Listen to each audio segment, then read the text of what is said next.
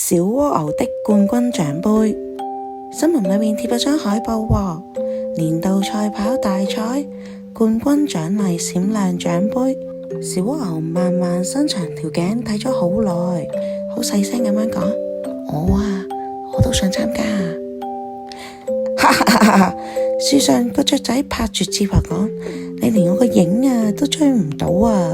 路過兔仔又彈彈跳咁樣講：等你爬到終點，草莓啊都過節啦！比賽當日，槍聲一響，小動物們就好似箭咁樣衝咗去前面。慢慢呢，就將佢嘅身體緊緊咁樣貼喺個跑道上面，佢嘅觸角呢就指住前面咁樣講：唔緊要㗎，我嘅比賽喺呢度啊！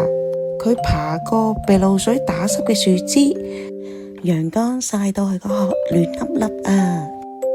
突然間，前面傳來好嘈嘅聲啊！原來小狐狸為咗爭賽道跌咗落個泥坑度啊！小麻雀都急住贏比賽，所以俾樹枝纏住咗佢啲羽毛。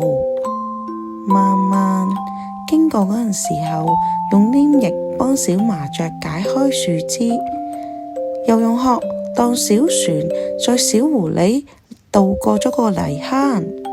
當慢慢終於到達終點嘅時候，夕陽已經將獎盃染成金色啦。貓頭鷹裁判飛咗落嚟，將獎盃放喺佢面前。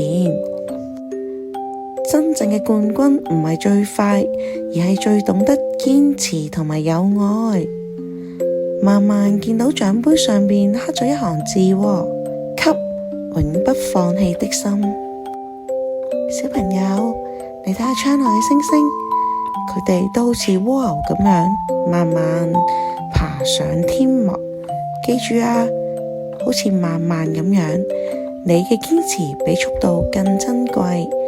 而家我哋一齊拎住呢個獎盃